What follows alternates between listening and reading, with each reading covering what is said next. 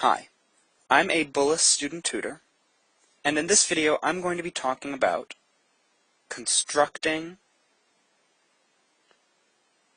a thesis.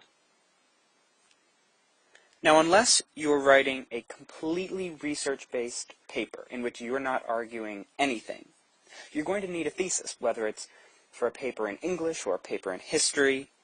And the goal of a thesis is to propose your argument, to argue something. And not only argue something, but argue something that someone could disagree with. So here's an example of a good argument for a thesis.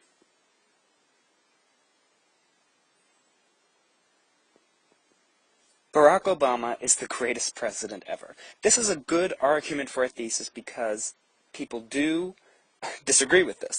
This can be easily disagreed with. Now here's an example of a bad argument.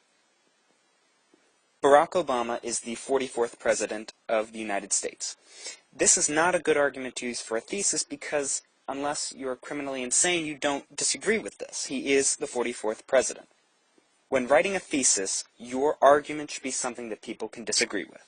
So let's get down to actually constructing your thesis. Your thesis should have two parts.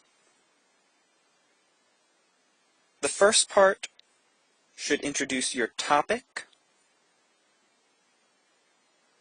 and the second part should introduce your argument.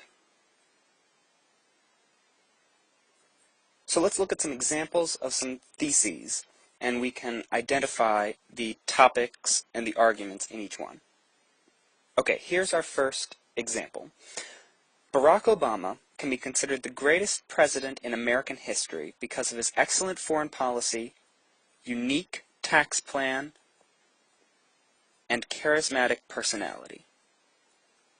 In this example, our topic is Barack Obama, right here, and our argument is that he's the greatest president.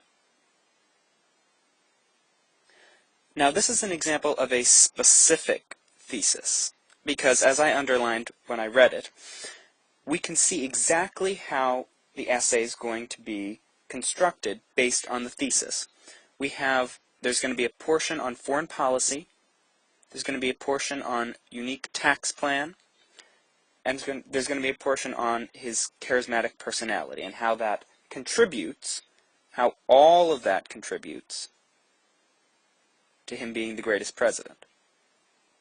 So when you're making a thesis, especially, the specific theses are especially good for 5-paragraph essays, because you've got your introduction with the thesis, and then you can literally list out the topics of your 3 body paragraphs. In this example, your first body paragraph would be about foreign policy, your second would be about Obama's tax plan, and your third would be about his personality. So a specific thesis is good for 5-paragraph essays. Let's look at another example. Here's our second thesis. Based on his incredible success in office, Barack Obama can be considered the greatest president in American history. So again, we've got a topic, Barack Obama, and we've got our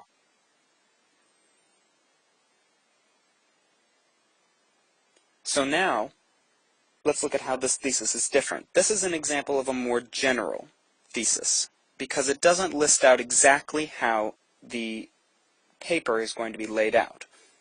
These are good when you have a longer essay, because it gives you more room, and these are a little more sophisticated because they give you a little more room to introduce multiple examples to support your argument. So here, it doesn't say why he's the greatest president. It only says that he is, and then it leaves it to the rest of the paper to argue this.